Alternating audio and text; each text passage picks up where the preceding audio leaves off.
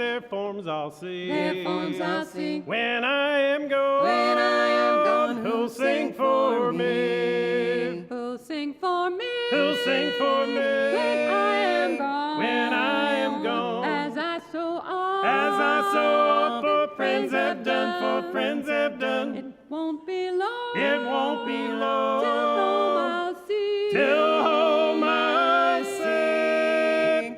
When I am gone. When I am gone, Who'll sing for me? I'm a-thinking now of my sweet home. Of my sweet home. And other pain can never come. Can never come. When I am cold. When I am cold. That home to see. That home to see. I hope my friends will sing for me.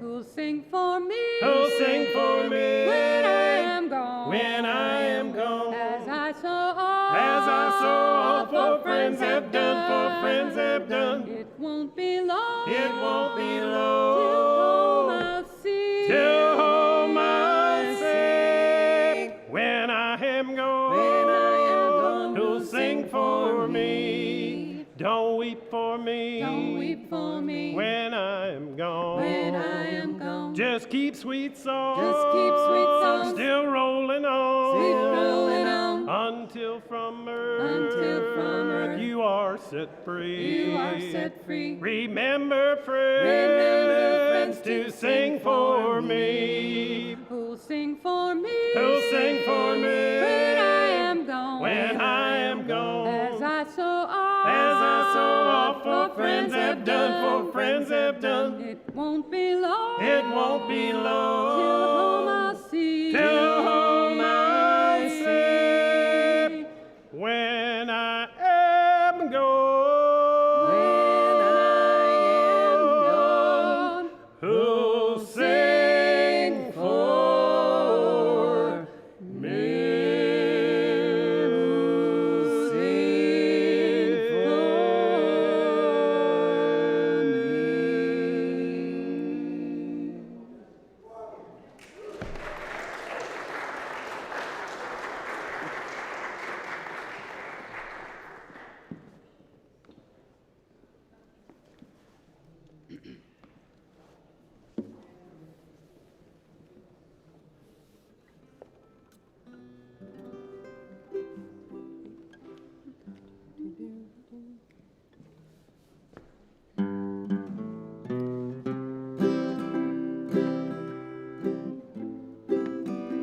All right, let's do it again. Okay, do over.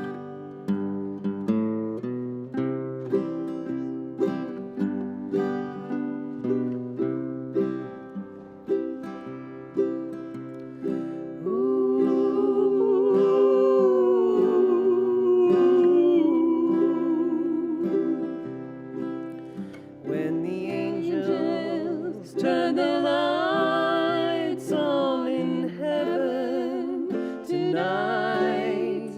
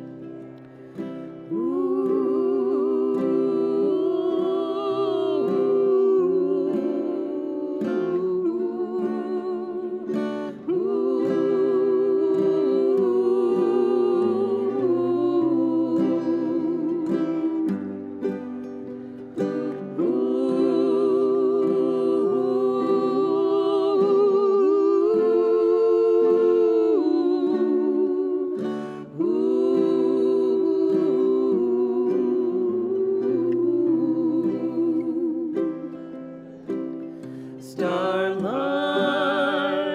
star bright, up in the blue. I wish tonight that I could be with you. When the angels turn the lights on in heaven tonight and hang out the stars in the blue.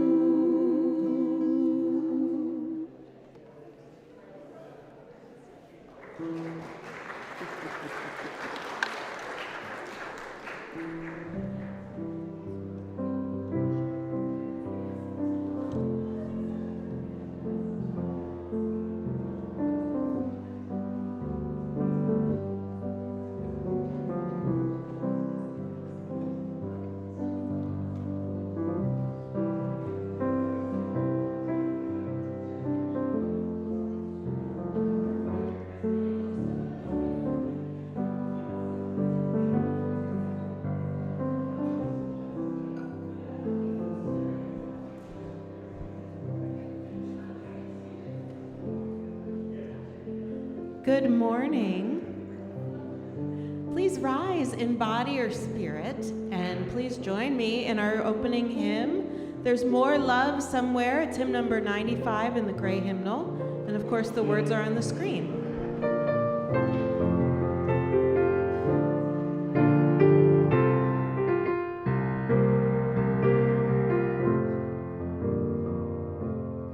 There is more love somewhere. There is more love somewhere. I'm gonna keep on till I find it. There is more love somewhere.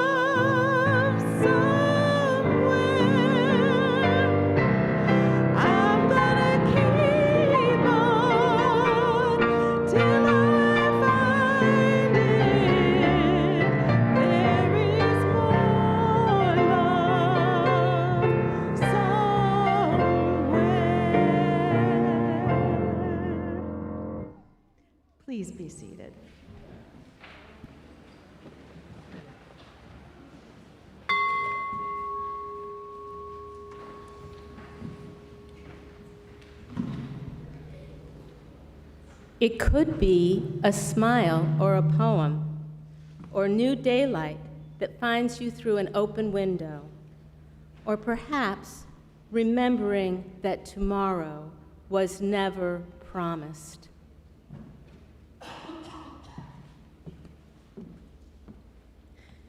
It could be the scent of baking bread, the first chill of autumn that has you reaching for your favorite wool sweater. Or maybe it's the noticing of how easily red maple becomes and lets go.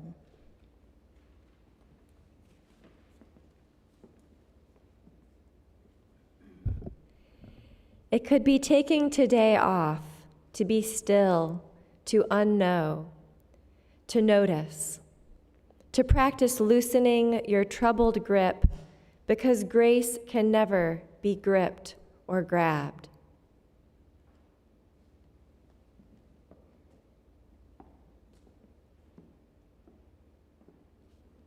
It could be choosing softness in a world grown hard, because you're tired of hurting and being hurt, and mercy is the best kind of medicine.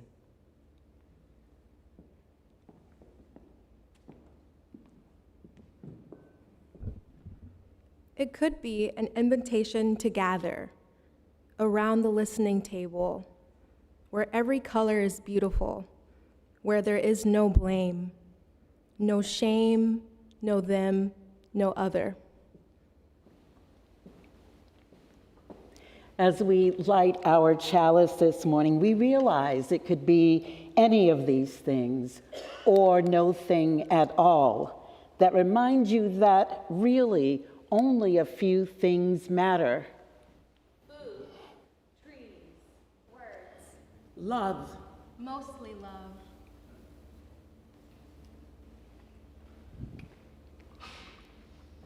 Welcome, welcome, welcome to the Eno River Unitarian Universalist Fellowship, or ERUUF as we like to say. My name is Reverend Jacqueline Brett. I'm the lead minister here, and whoever you are, wherever you come from, whatever your race, your gender identities, whomever you love, and wherever you are on your spiritual journey, we welcome you here in beloved community. And as we engage in our own quest for truth, meaning, and liberation. If you're visiting with us this for the first time, or perhaps even the second time, and even if you're in the chapel, we invite you to rise in body or spirit so that we might give you an ERUUF welcome. All right.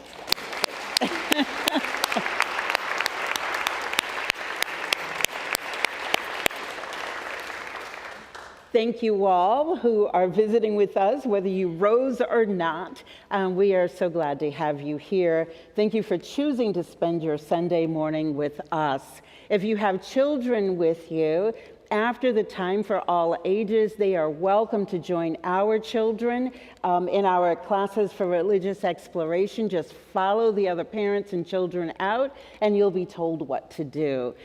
For those of you who are interested, after the service, we have the Inquirer's class for visitors and newcomers.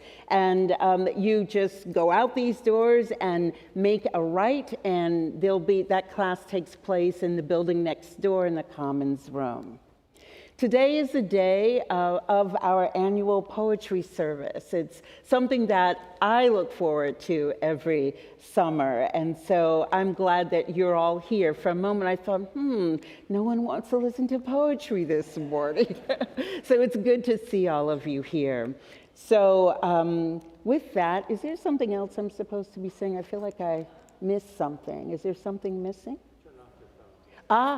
Yes, thank you, Paul. Now would be a great time to turn off or down any devices you have that might make some noise.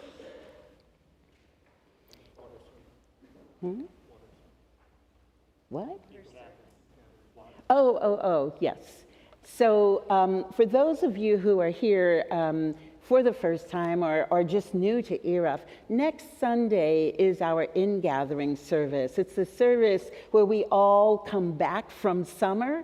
And so it's called, we have a water ritual that we do during that service. So you're all invited to bring, a jar or a small vial of water. Some of you who have done this before know that you will bring water from a place that you visited this summer, but water from your tap is absolutely fine as well. So we invite you to bring that. It's a wonderful way that we all come back together as we enter into the new program year.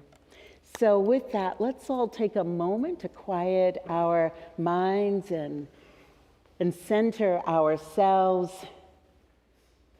And let's together take a deep breath in and let it out.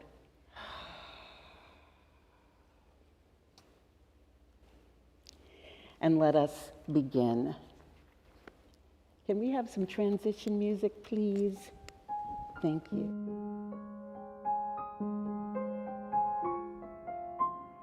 Good morning. I welcome all of our smallest folks and our mediumest folks and our tallest folks and any folks who might not be young but might feel young or might just want to come down to be part of a story right now. Good morning, good to see you, good to see you, good to see you, good to see you. Some of you I've seen more than once already today. That's delightful. I see more people coming over the horizon. Putting some over there. Yeah, we can spread out this way if you like, too. Yeah, there's more space over here. There's more space over here. Oh, you can sit over there, too, if you want. Excellent, excellent. Thank you so much. So today, our service is all about poetry, but it's poetry that wrestles with love and the idea of love. So today, our book is both a poem, and it is a poem that wrestles with love in a very specific way. How many people in this room have pets of some sort? How many people in this room don't have a pet, but kind of wish they did? Yeah, a few of us.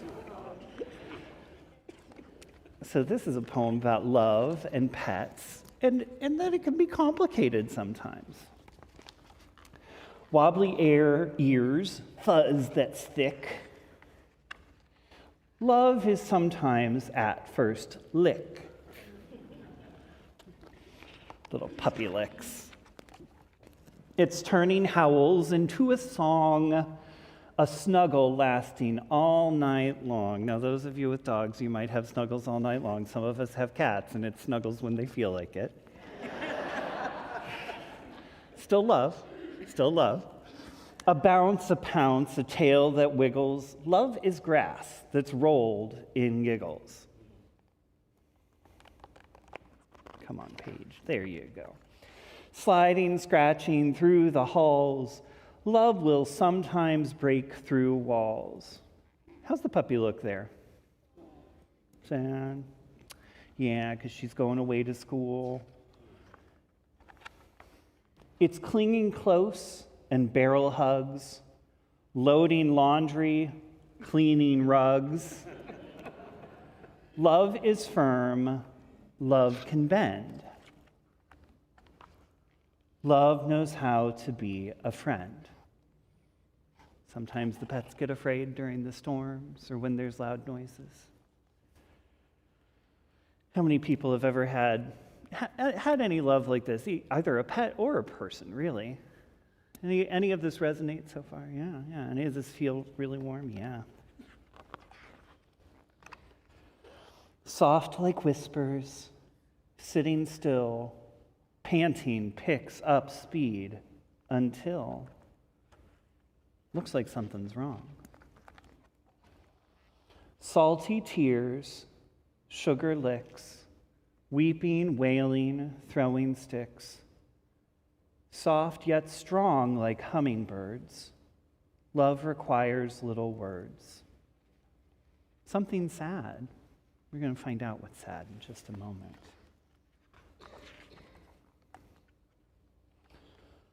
Pulling tight, barking no, But sometimes love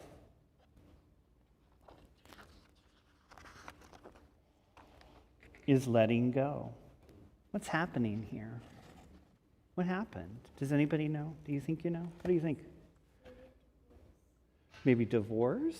You know, that is sometimes a really hard thing. I think something different is here, but that is a hard thing. And we wouldn't know it yet because we haven't seen the next page. What do you think?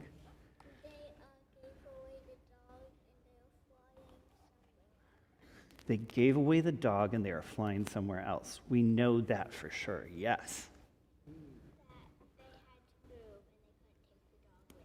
They had to move and they couldn't take the dog with them, yes. Although I will say that was also a good guess. It's being brave when you feel shy.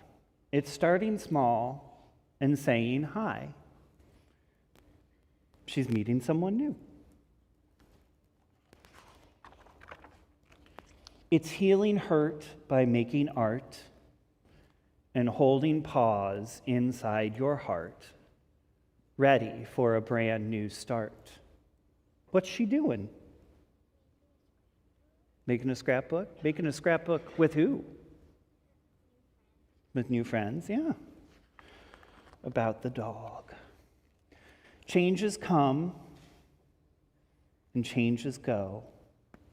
I particularly like that. It looks nice and cool with lollipops. And you see the different seasons go by, the friends being made, and what's happening? They're moving again. Love through changes makes love grow. Sometimes changes happen in our love. Palms pressed tightly to the glass, counting minutes as they pass. Sometimes love is coming home.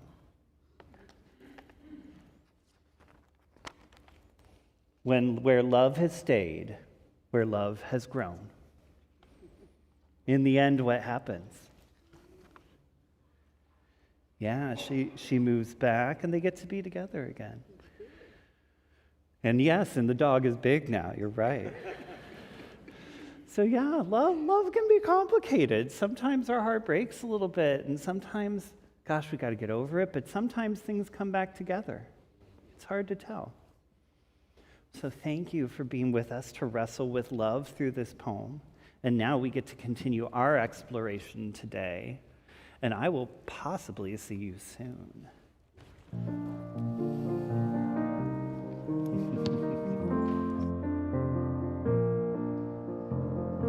Peace, salam, shalom.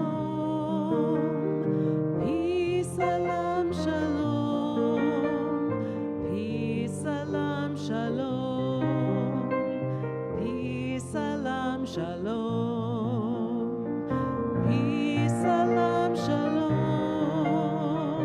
Peace, salam, shalom. Peace, salam, shalom.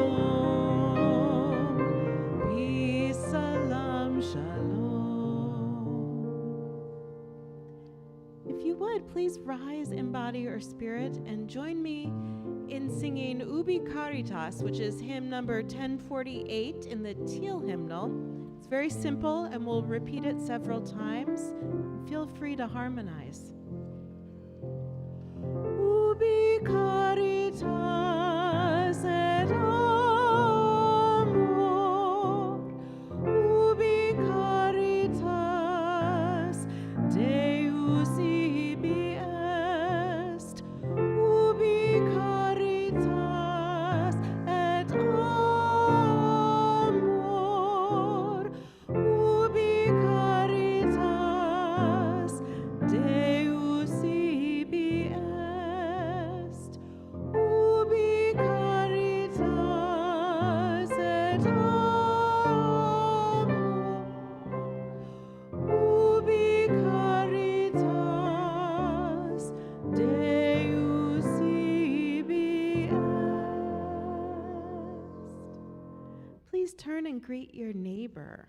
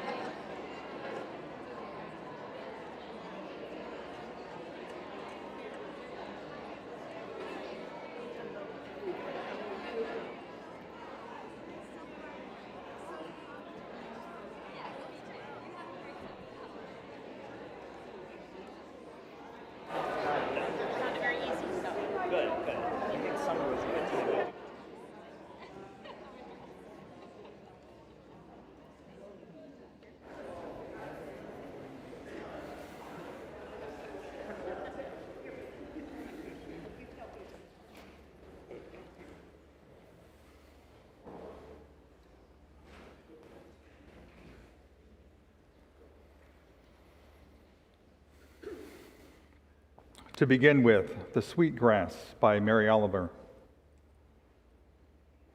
What I loved in the beginning, I think, was mostly myself. Never mind that I had to, since somebody had to. That was many years ago. Since then, I have gone out from my confinements, though with difficulty. I mean the ones that thought to rule my heart. I cast them out, put them in the mush pile.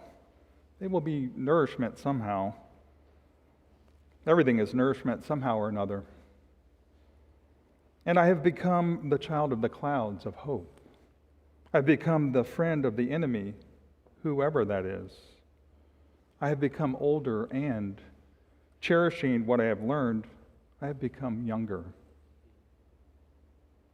And what do I risk to tell you this, which is all that I know? Love yourself, then forget it. Then love the world.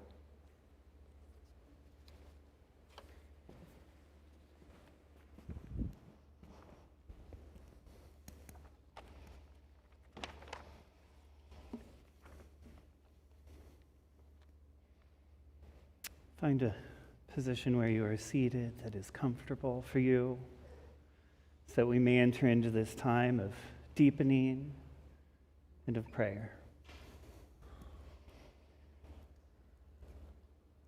Spirit of life, source of love, love, love, as we bask in the love this morning, we hold the celebrations and hopes of this ERUUF community and the broader world. Among those celebrations today, John Grimes Medlin wants us to know that John and Dom are going to be grandparents in March 2025.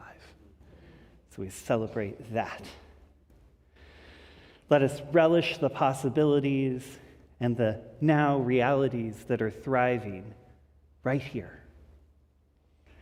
And let us celebrate together in the now, as we have reason to rejoice.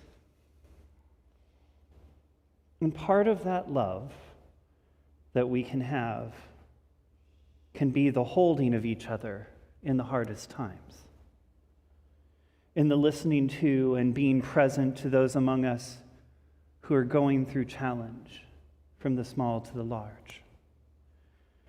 This morning, among those challenges, we hold Joyce Boucheron as she begins treatment this week for pancreatic cancer. May we hold Joyce and all those in our ERUUF community experiencing challenge. May we hold them with deep listening and the support that we can offer that meets the needs that they have. We treasure today the loving holding that we can do as beloved community. Amen, and blessed be.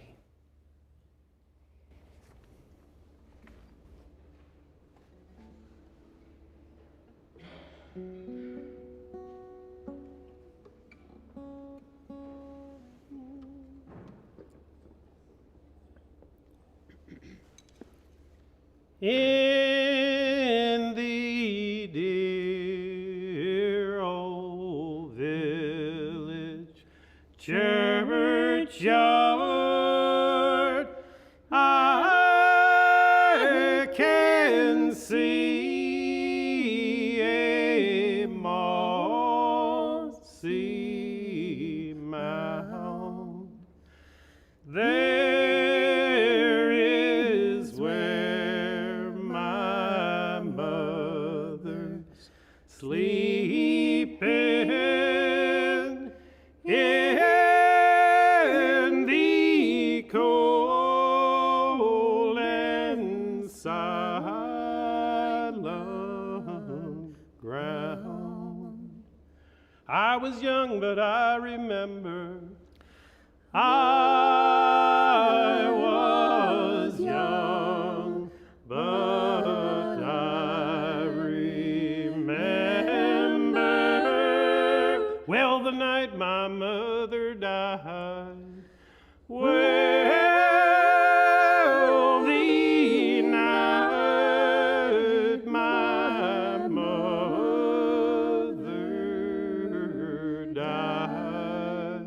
I could see her spirit fading. I could see her spirit fading when she called me to her side. When she called me to her side, saying, darling, I must leave you. Saying, darling, I must leave you. Angels' voices guide you all home. Angels'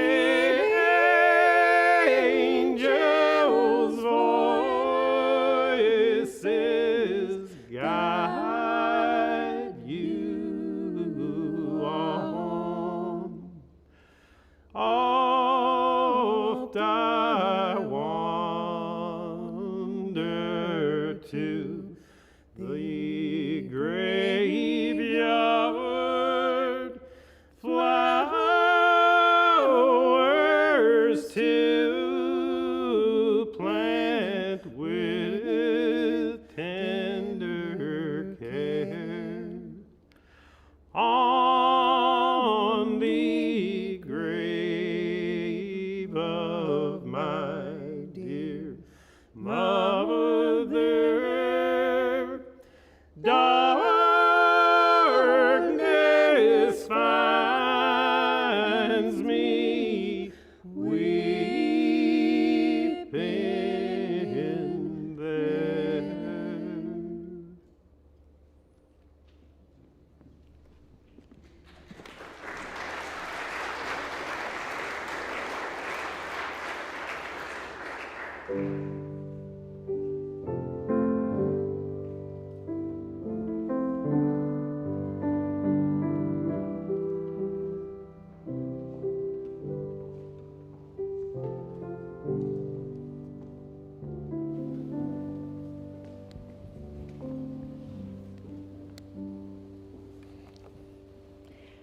This summer, I read a deeply nourishing book of essays, poems, and rituals called Poetry as Spellcasting.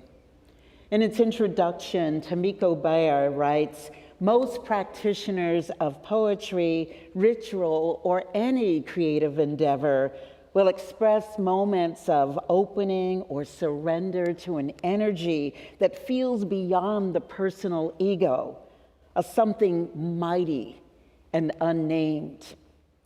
It has indeed been my personal experience throughout life since childhood that poems have expressed to me the poet's awareness of something more, of presence, feelings, and observations of life,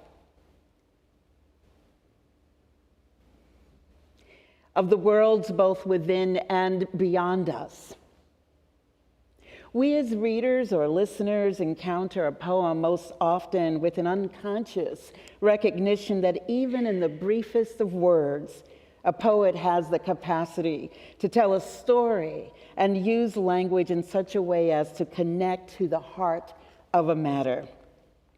Tomiko Bayer defines poetry as works of art where the instrument is language, where as much is left unsaid as said, a form that uses imagery, metaphor, the musicality of language, and often brevity to convey both meaning and emotional weight.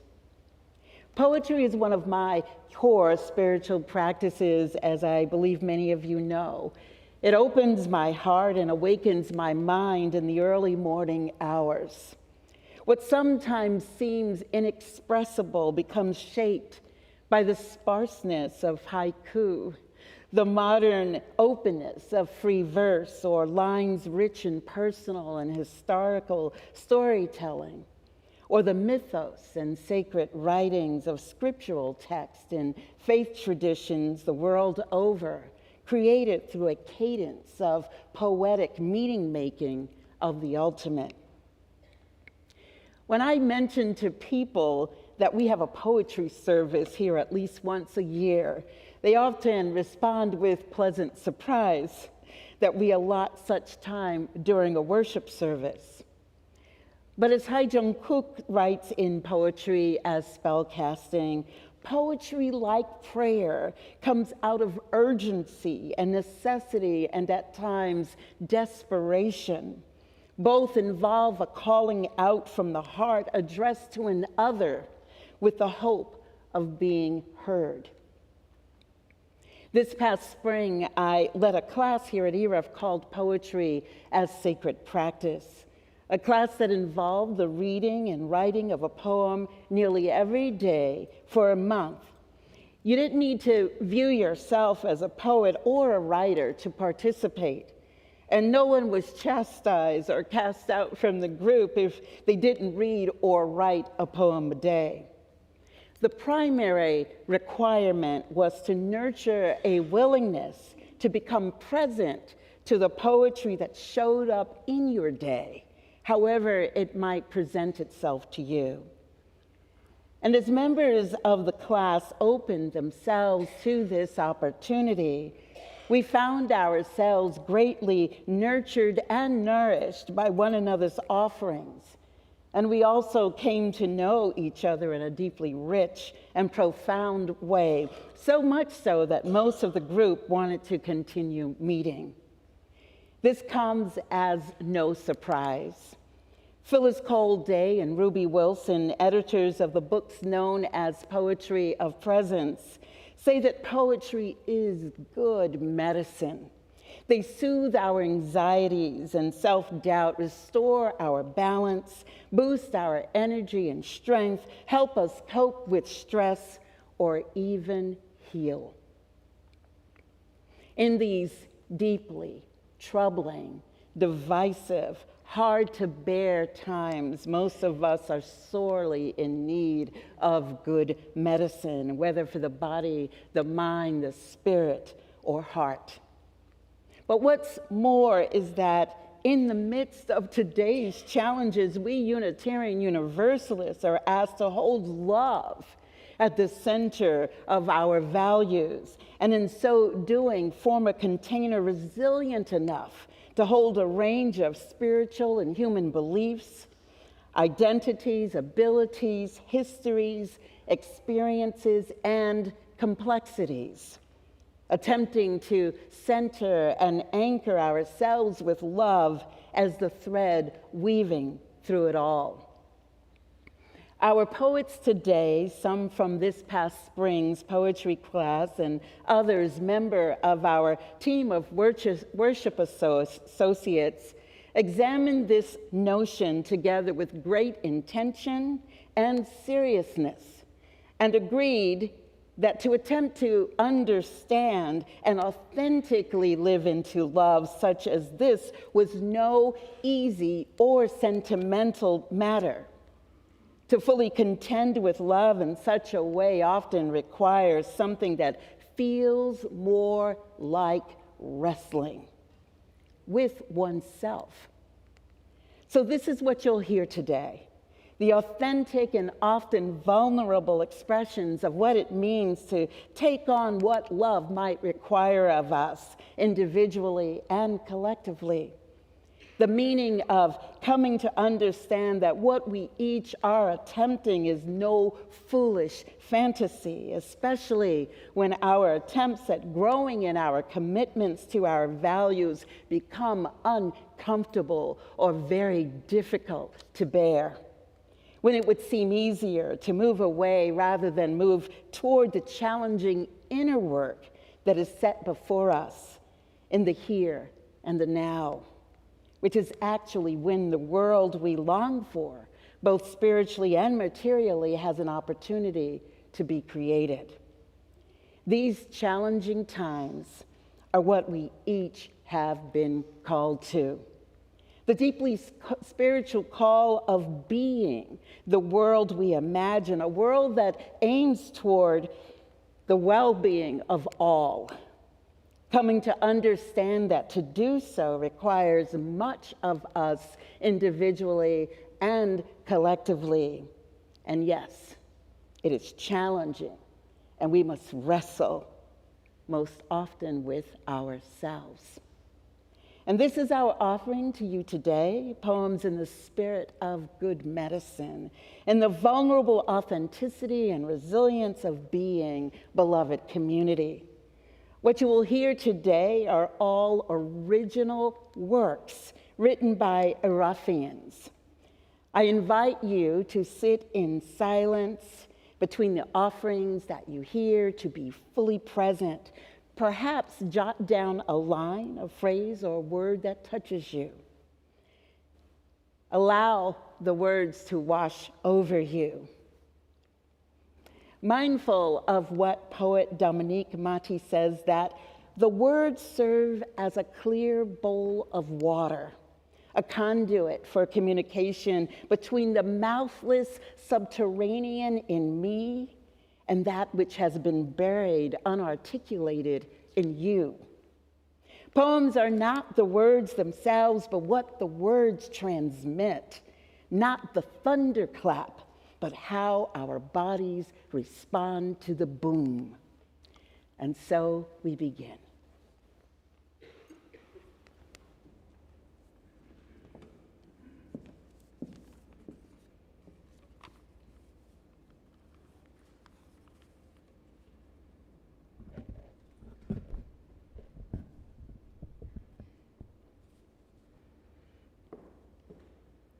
In the shadow of strife and the whispers of night, we wrestle with love through every blinding fight. Sacrifice stands tall, and the tears that we shed, and the stories that we tell, and the lives that we've led. May we remember those who could not tell their stories, lost as love was not enough to keep them with us.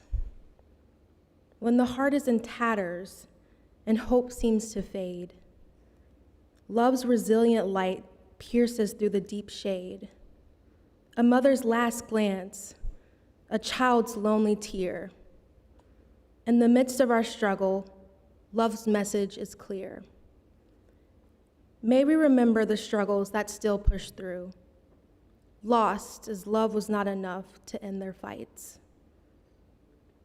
Through the pain and the loss, through the echoes of strife, love's gentle hand guides us, rekindling life. A voice in the crowd, rising strong, pure, and bright, carries whispers of justice in its powerful fight. May we remember to fight, 'cause love must be enough. It marches with strength, speaking tales of the brave, of those who gave all for the love that they crave. In the eyes of the youth looking up from the ground, love's presence is felt in the silence profound. So wrestle we must with love's tender embrace in the darkest of times and the harshest of place. For love is the beacon that brightens our way. In the wrestling and yearning, love finds its way. May we remember to wrestle. May we remember.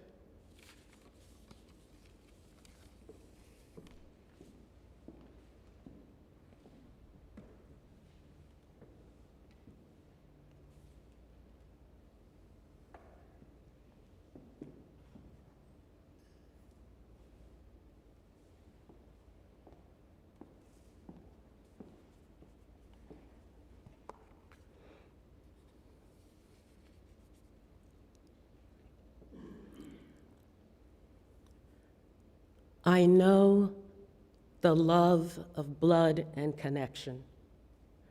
I felt it for my children while they were still in the womb, before I held them, before I knew who they would be. I knew I would cherish them. I knew I would fight for them. I believed I would die for them. This kind of unpremeditated love transcends time. I feel it for my ancestors, for kin with whom I shared this terrible epic, even for kin who will be born after my death. It is a love beyond will and explanation.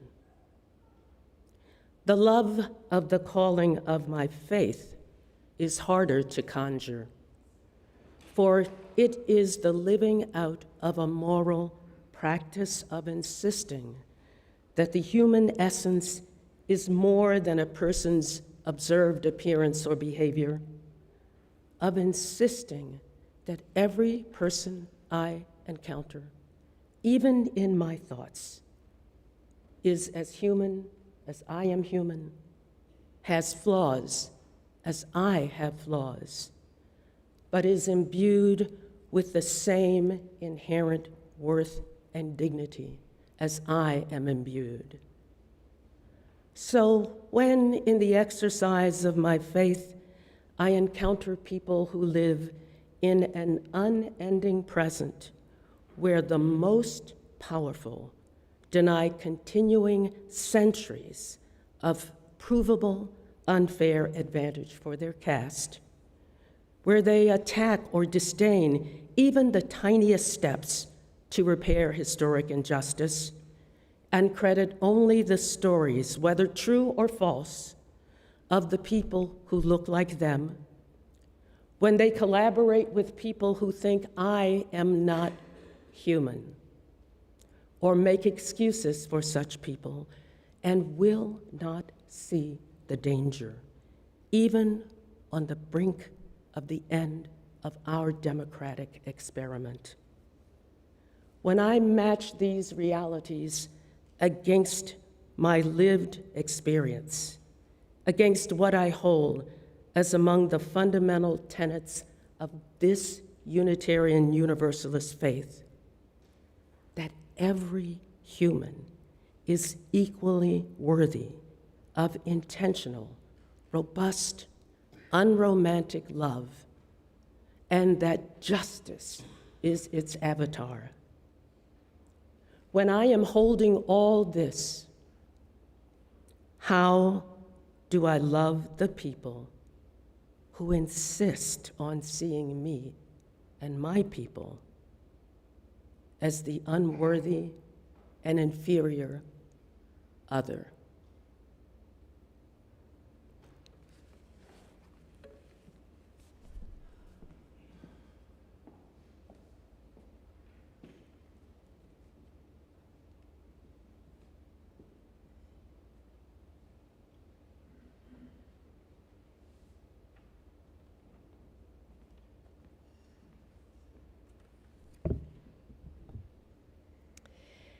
Ask about your enemy's wounds and scars, and remember they hurt him as much as yours hurt you. Remember to love your neighbors as yourself. But what if you also love your enemies as yourself? And what would be likely to result if everyone chose to love their enemies as themselves? How would you like it if your enemies chose to love you as they love themselves? And how would this turn out if we all understood what it means to love ourselves?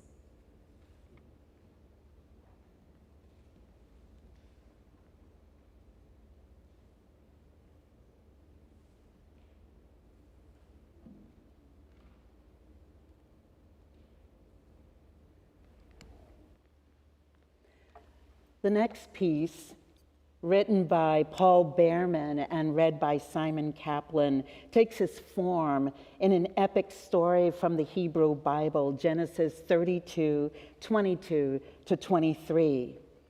But during the night, Jacob got up and took his 2 wives, his 2 maidservants, and his 11 children, and crossed the ford of the Jabbok. He got them safely across the brook, along with all his possessions. But Jacob stayed behind by himself, and a man wrestled with him until daybreak. When the man saw that he couldn't get the best of Jacob as they wrestled, he deliberately threw Jacob's hips out of joint.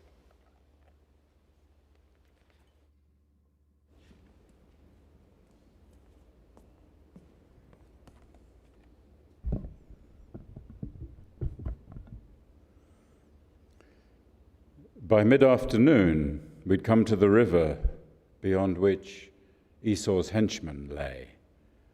The banks bright with wild olives, chittering poplars and grey-green pines, tulips, reeds. Gazelles nibbled the grass while larks and finches fiddled with their fledglings. I stayed behind my entourage, sent them across in groups by different routes, in case my brother and his 100 wolves should wipe out my estate. I'd be safe. God loved me, but I'd miss my riches. Still, it was time to repair my wrong. I'd cheated, lied, defrauded our dad on his deathbed. Esau's righteous wrath had cause, and I had this. Ewes with their lambs, goats with kids, my camels, wives, donkeys, and sons, servants, drovers, grooms, and goods, my wealth obtained by stealth. Yet I lingered alone overnight, wishing that a hint, a clue would come. The Lord's thumbs up, a burning bush, a pillar of fire, a surprise of lightning, at least. God gave me this trip. He could take it away. Without a sign, there'd still be time to abandon the plan. Turning back risked his petty displeasure, but God would get over it. So I prayed for a pledge, and instead of a sign, from on high all I got was an angel. This country is lousy with angels, tactless beings who never come with news you want. The rest you know. He threw the first punch, and here we were. In the end, we both lay sprawled on the sand, exhausted, panting, and wincing at our wounds. He tried to staunch the blood running from his nose. One eye was swollen shut. I won, I said. You did not, the angel shot back. My thigh was pretty banged up, to be fair. What kind of scapegrace interrupts a man at prayer for some pro forma fight? You summoned me. I did not. To cross this ford, you have to show conviction, contrition, sorrow. I sent my people yesterday across the water and started to pray. What more conviction do you need? You're in my way, I said. The angel gazed across the stream where morning smoke arose like incense from our fires. A mist hung on the meadows, tinged with viridian. The river once forded, you can't return, he said. Esau's seen your caravan. I commend you to the undeserved mercy of your kin. Tell me your name so I can lodge a complaint with God, I demanded. It would turn to honey on your tongue, or burn like a fruit full of bitter ash.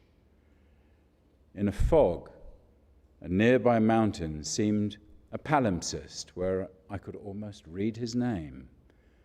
Just then, a bruised and purple sun freed itself from a tangle of green, and finally, I could see the angel's face.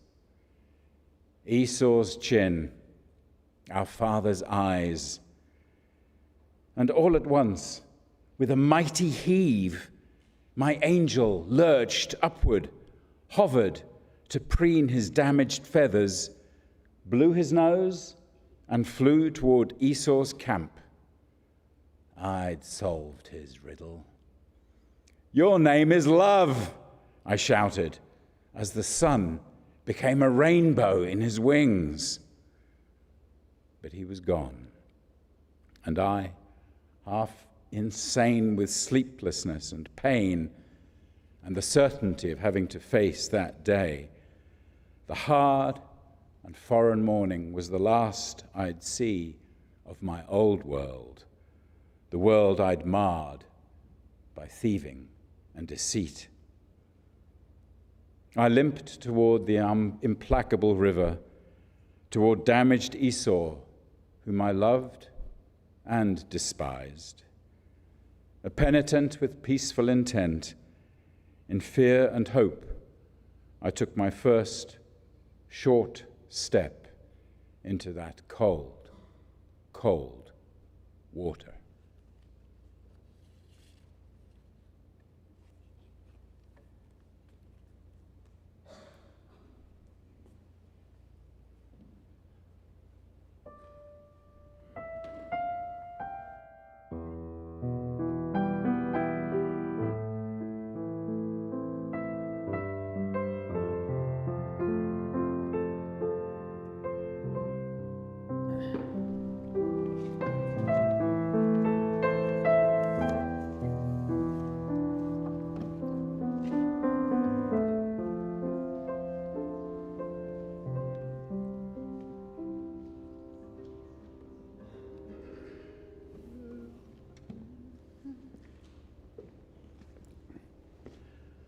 We'll camp a little while in the wilderness, in the wilderness, in the wilderness. We'll camp a little while in the wilderness, and then I'm a-going home, and then I'm a-going home.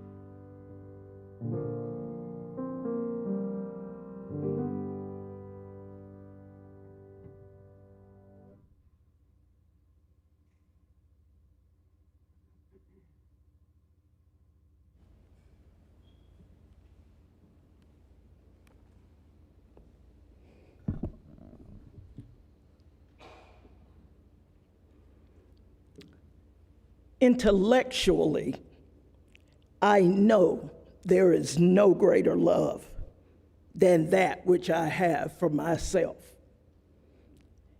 And if I forget, RuPaul reminds me at the end of every show. It's easily achieved when there's a peace of mind accompanied by a feeling that for at least today, I have my, shall we say, stuff together. When the honey-do list is honey done. When the scale actually matches the body weight I claim. When my personal and professional bank accounts are balanced. When there's a song in my head and a likeness in my heart. When I think that after almost 60 years, I just might have this human thing down. I mean, what is there not to love? When I actually call my daddy to thank him for the card, they still contain actual money, instead of sending the less considerate text. When the homework assigned is all caught up, and the professor said that my paper was insightful, with a brilliant touch of connection to the complex spiritual nature that is life. How the heck could I not be pleased with that? When my 4 email boxes are all caught up, and my calendar is not double booked, when my voicemail is empty and I've answered every single text, including the ones I secretly dread. Yeah, I look in the mirror and I think, you got it, girl. When these things occur, there's no struggle. I mean, what is there for me not to love? I'll light a candle, lay on the couch, and bask in some sexy sounding jazz. The kind that seeps in through my ears and out through my pores as I practice my 4-point relaxation breathing techniques. But then the wrestling comes. And I wonder, what the heck made me think I was qualified to do this or any other job? To get this degree, to make a marriage work, or dare to reach out and help others when I can barely take care of myself? Why must everybody text me? What could all these people possibly want? It's not like I'm anyone special. The mirror shows nothing at all. I plan to go to bed early, but this budget will not right itself. The mellow music, it now makes me edgy. I can't even stand myself. What is there to love about me? Because I see nothing at all. Darn, when did my self-love become so transactional?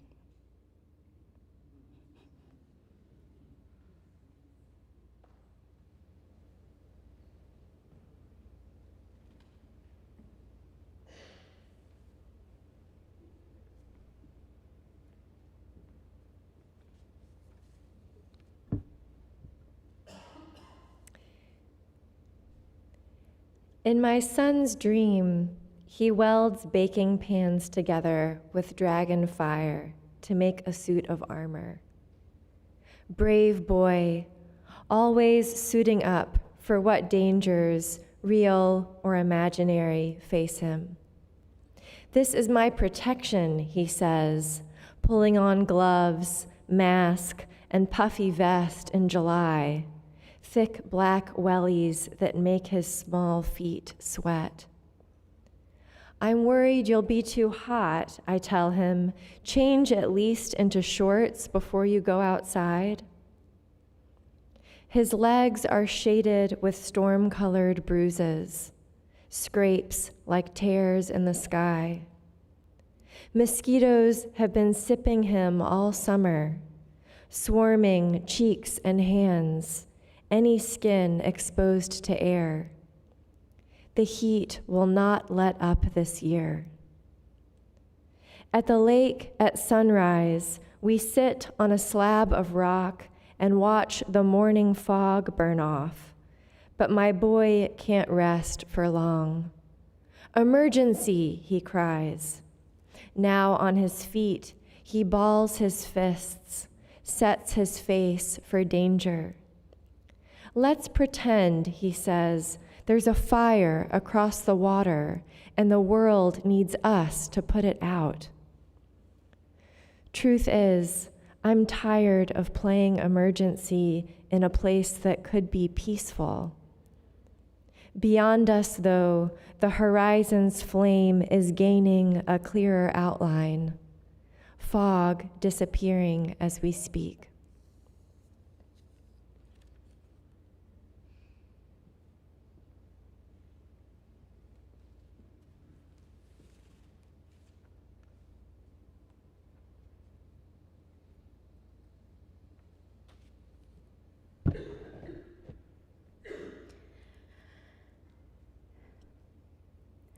Nothing is ever truly gone. It only changes places. Carrie Newcomer. A whole person burned down to ash. A whole lifetime over and done. Think of all that's contained in those ashes. The smile, the bright eyes, the curly hair that just growed, the violin, the banjo, the guitar, the baritone singing and whistling we heard all over the house. That loud, piercing whistle that called us together. The capable hands that could fix anything, like wiring, like plumbing, like beautiful woodwork, like computers and printers and anything broke. The jokes and the laughter, the scolding and the mocking, the anger, the joy, the sadness, the love.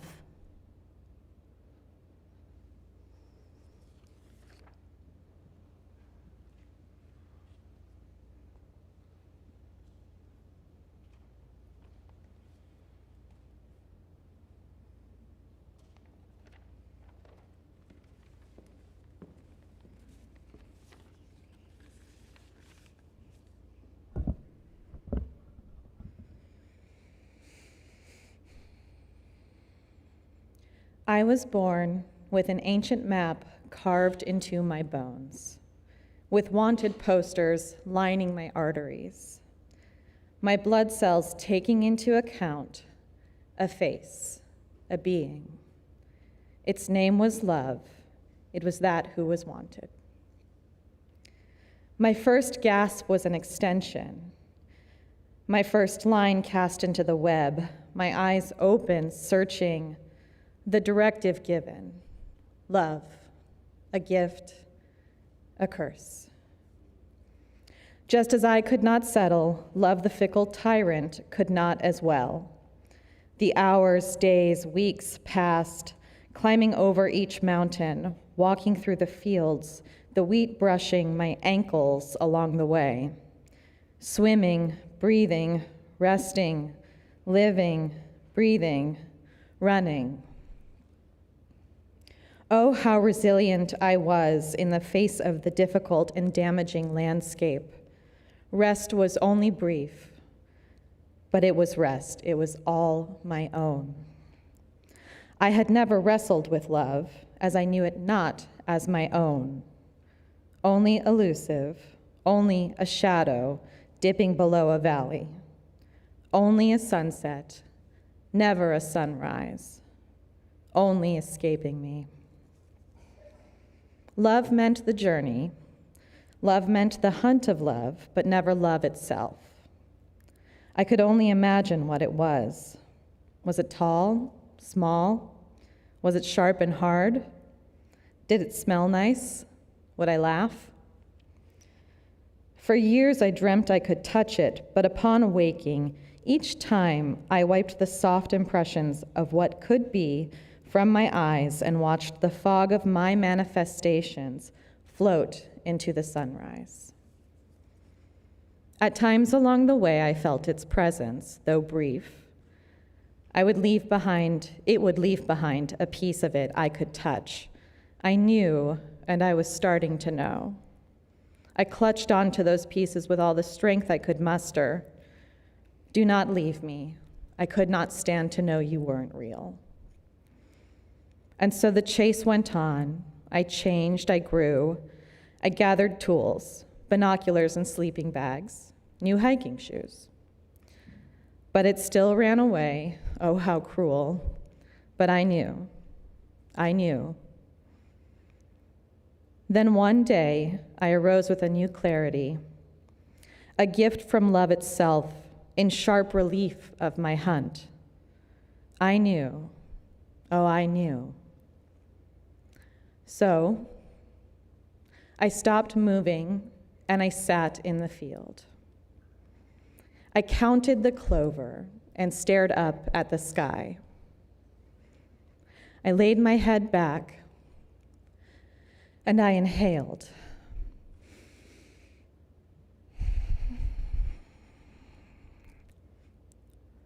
The map in my bones and the wanted posters in my blood, lucid. It was me. I am love. The journey built into me. Love was the experience. I am love. And upon that moment, the sky seemed a touch more blue, the clouds more perfect. I heard the birds in the distance and their sweet summer songs. And then I saw love peeking its head over the hills, watching me be.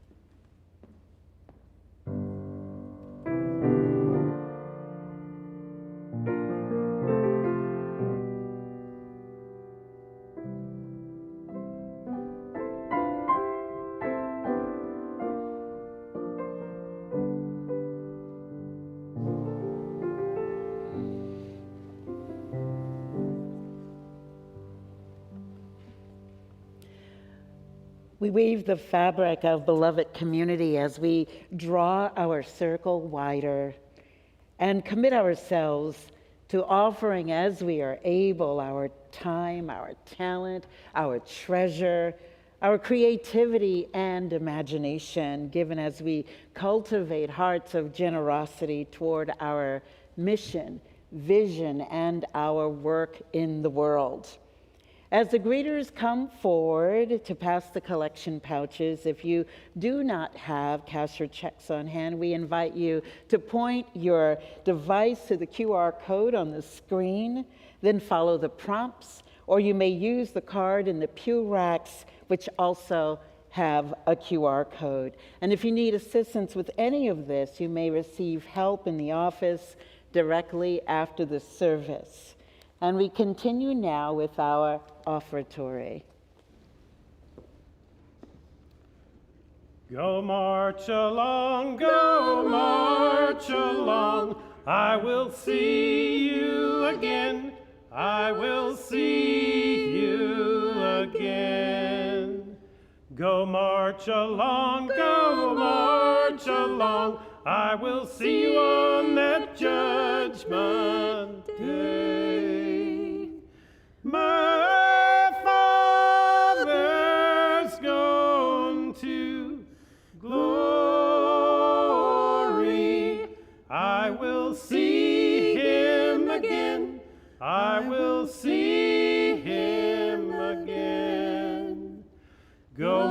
march along, go march along. I will see you again.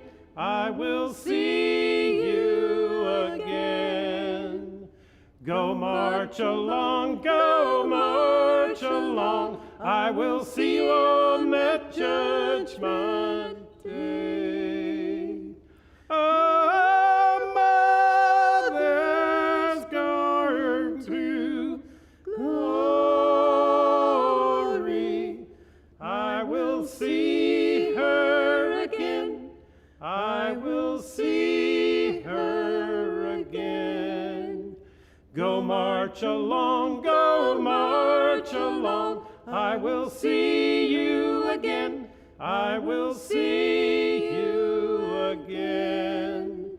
Go march along, go march along. I will see you on that judgment day. My brother's gone to glory. I will see him again. I will see him again. Go march along, go march along. I will see you again. I will see you again. Go march along, go march along. I will see you on that judgment day.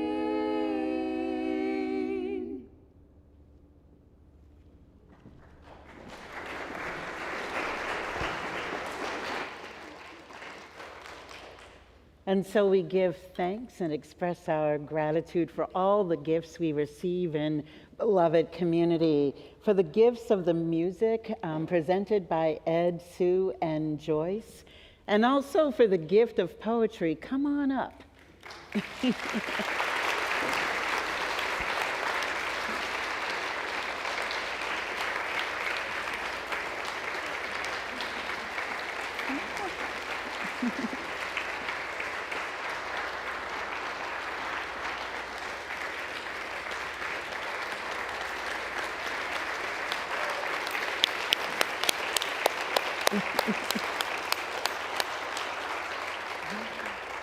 So something that you all might take note of is that poems actually weave their way through our services all the time. They're in our opening words, our chalice lighting, sometimes in our prayers, and spoken meditations, and most often in our benediction, which we call closing words. Also, at the request of the Poetry as Sacred Practice group that met this past spring, I shall be offering that class at several points this year. So if you're interested, and I hope some of you are, keep an eye out for an announcement in e-news if you think you might be interested in participating. And I'll turn it over to Wendy. Okay. Please rise in body or spirit. And join me in singing Love Will Guide Us, number 131 in the gray hymnal. The lyrics are on the screen.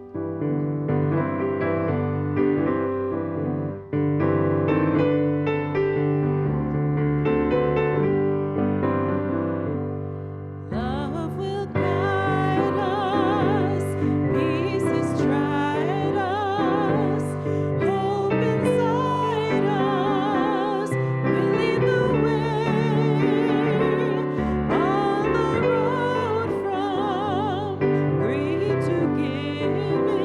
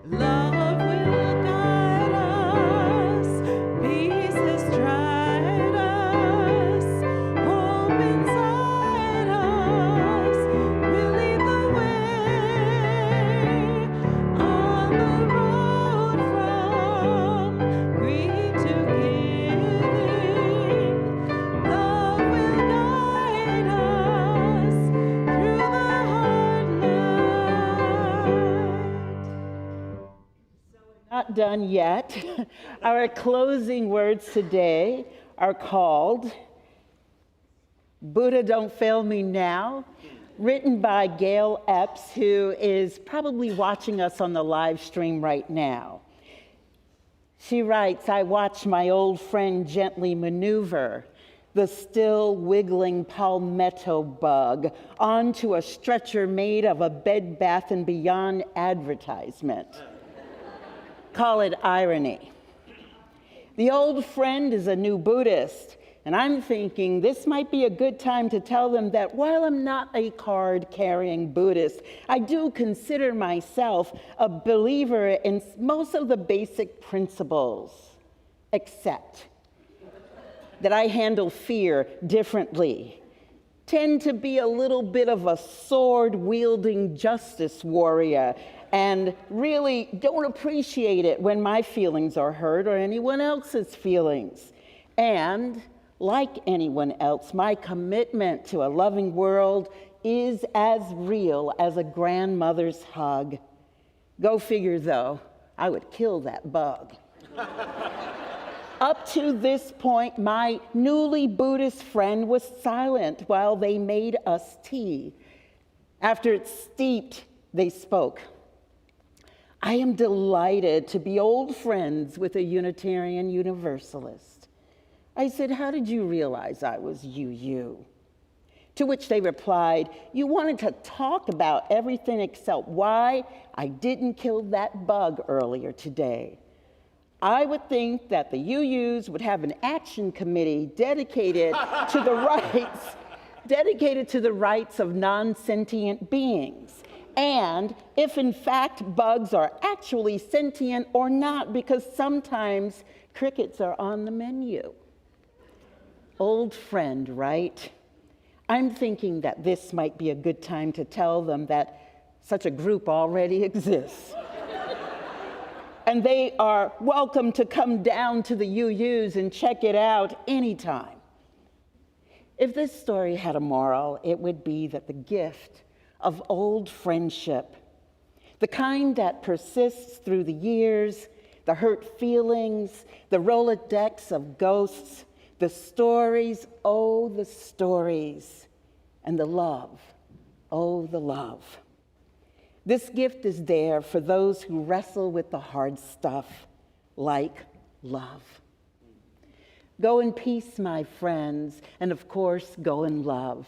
Amen, ashe, and blessed be. Amen.